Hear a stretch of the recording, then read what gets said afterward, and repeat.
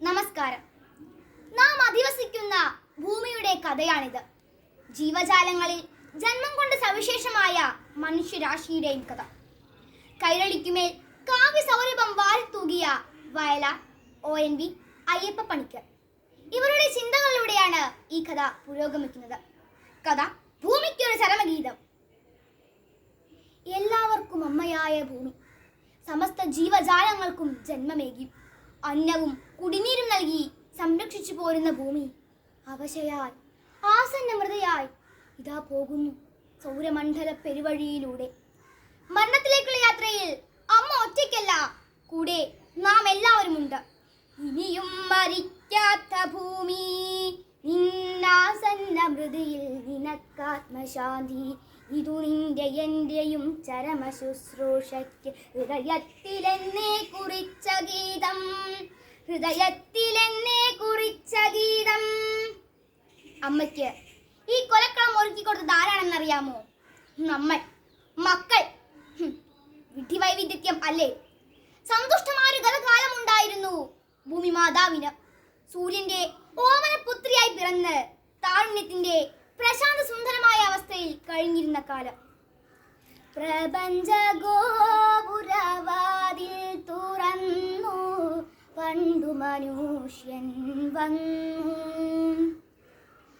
ആദിയിലാകാശങ്ങളിൽ നിന്നൊരു നാദതരംഗം പോലെ. അന്ന് മനുഷ്യന് മണ്ണിന്റെ മണമായിരുന്നു. അവന്റെ പാട്ടിന് മുളങ്കാടുകളും കാട്ടാറുകളും ശ്രുതിമീട്ടിയിരുന്നു. പ്രകൃതിയും മനുഷ്യനും ഒന്നായിരുന്ന കാലം. തരുണിയായ ഭൂമി മനുഷ്യന് തലോടിലേറ്റ് പൂത്തു പുഷ്പിളിയായി. ഭൂമിക്കന്നു മനുഷ്യൻ നൽകി പൂവുകൾ രോമാഞ്ചങ്ങൾ. കാമുകരായി സന്ധ്യകൾ കാത്തൊരു പ്രേമഗായകരായി.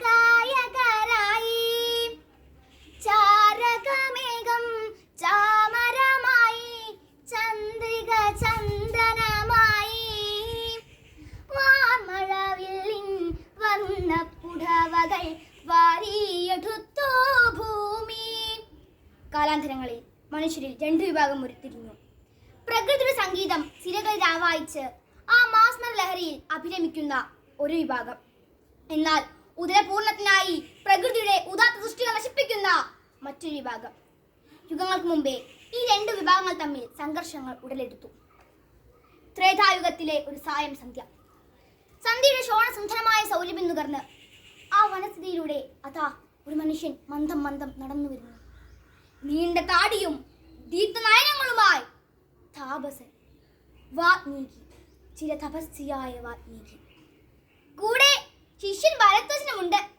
ആറിൻ തീരത്തെ സന്ധ്യതൻ മുന്തിരി ചാറിൽ കൽപ്പന നീന്തുമ്പോൾ ഏതോ ദിവ്യാനുഭൂതിയിൽ അങ്ങനെ ചേതോ മണ്ഡലം നോവുമ്പോൾ നിന്നു നിശ്ചലം ആദി മഹാകവി, നിന്നു താപസൻ വാത്മീകി. ഭരദ്വാജ, നീ കണ്ടോ ആ മരക്കൊമ്പിൽ രണ്ടു ക്രൗഞ്ച പക്ഷികൾ? എന്തൊരാനന്ദമാണ് അവയ്ക്ക്! ആ കാഴ്ച നമ്മുടെ മനസ്സിനെ പുളഹിതമാക്കുന്നു. ആചാര്യ, അങ്ങ് പറഞ്ഞ ശരി തന്നെയാണ്. തമ്മിൽ കക്കും ചിറകുമുരുമ്മി, തമ്മിൽ സ്വപ്നങ്ങൾ കൈമാറി, പൊട്ടിച്ചേർന്നു കരളിഞ്ഞരമ്പുകൾ പൊട്ടിച്ചങ്ങനെ വേവുന്നു. പക്ഷേ ഈ സമയം വാത്മീകിയുടെ കാഴ്ചയ്ക്കപ്പുറത്ത് ഒരു ക്രൂരമായ രംഗം അരങ്ങേറുകയായിരുന്നു. നിന്നോ നിശ്ചലം വില്ലും കുഴച്ചുകൊണ്ടെന്നും കാട്ടിലെ കാട്ടാളൻ വേട്ടയ്ക്കെത്തി വിശന്നു തളർന്നയാൾ കാട്ടം പൊന്നൈ ദൂരത്തിൽ അമ്പ് പറന്നു ചെന്ന് പെൺപക്ഷി ശരീരത്തിൽ തുളഞ്ഞു കയറി. പച്ചപ്രാണനിൽ കൂരമ്പേറ്റൊരാ കൊച്ചോമൽ കിളി വീണല്ലോ. മണ്ണിൽ വീണ ജീവന് വേണ്ടി പിടയുന്നു പാവം പക്ഷി. വാത്മീകി സഹിച്ചില്ല. പൊന്നിനം കിളികളിലെ കൂരമ്പെയ്ത് കൊന്ന വേടനെ നോക്കി അദ്ദേഹം ആജ്ഞാപിച്ചു. മാ നിഷാദം പ്രതിഷ്ഠാൻ ത്വമഗമ ശ്വാസനേ സമ യക്രാഞ്ച മിഥുനാ ദേഹമവദേ കാമമോഹിതം. പ്രകൃതിയുടെ ഓമനകളെ വേട്ടയാടിയ ക്രൂരതയ്ക്കെതിരെ ഭൂമിയിൽ ആദ്യമായി ഉയർന്ന സർഗാത്മകരോഷം കവിതയായി പുറത്തോട്ടൊഴുകി. നിനക്ക് നാശം സംഭവിക്കട്ടെ. വിശ്വന്തര ഇതിഹാസം രാമായണത്തിലേക്ക് കാരണമായ ആദ്യ കവിത. കാലം മുമ്പോട്ട് പോയി. പ്രകൃതിക്കുമേൽ മനുഷ്യരുടെ അതിക്രമങ്ങൾ വർദ്ധിച്ചു. ക്ഷമയാ ദരിദ്രി എന്നാണല്ലോ. അമ്മ എല്ലാം ക്ഷമിച്ചു. പക്ഷേ ഹരിത മൃദു കഞ്ചുകം തെല്ലൊന്നു നീക്കിനി അരുളിയ മുലപ്പാൽ കുടിച്ചു തൊഴുത്തവർക്കൊരു ദാഹമുണ്ട ഒടുക്കത്ത ദാഹം തിരുഹൃദയ രക്തം കുടിക്കാൻ. ആർത്തി കഞ്ചുകം നീക്കി മാതാവ് നൽകി മുലപ്പാൽ കുടിച്ചു തൊഴുത്തവർക്ക് ഒടുങ്ങാത്ത ദാഹം. അമ്മയുടെ ഹൃദയരക്തം കുടിക്കാൻ അതിനവർ കാടുകൾ വെട്ടിത്തെളിച്ചു, കുന്നുകൾ ഇടിച്ചു കൊണ്ടുപോയി, കൃഷിഭൂമികൾ നിരത്തി ഫ്ലാറ്റുകൾ നിർമ്മിച്ചു. പക്ഷേ ഒരു സംഘം ആളുകൾ അവിടെ എത്തി. അരുത്, അരുത്, കുന്നുകൾ ഇടിക്കരുത്. സർവ്വജീവജാലങ്ങൾക്കും ജീവാമൃതമേകുന്ന അമ്മയുടെ മാരണമാണിത്. അത് നശിപ്പിക്കരുത്. നശിപ്പിച്ചാൽ പിന്നെ പുനഃസൃഷ്ടിക്കാൻ കഴിയില്ല. നിങ്ങളുടെ ചേറ്റുകൾ മൂലം സർവ്വഭൂരിപക്ഷം വരുന്ന ജീവജാലങ്ങൾ ഇന്ന് അതിജീവനത്തിന് വേണ്ടി നെട്ടോട്ടം ഓടുകയാണ്.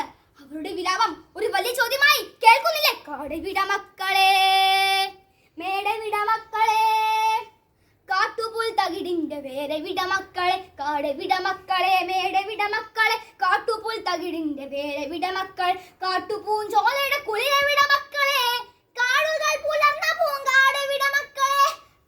കഴിവാരികളെ, ഇവിടെ നിന്ന് മോങ്ങിയാൽ വെട്ടി നോക്കി ചെണ്ടാറ്റ കിട്ടുവർക്കും.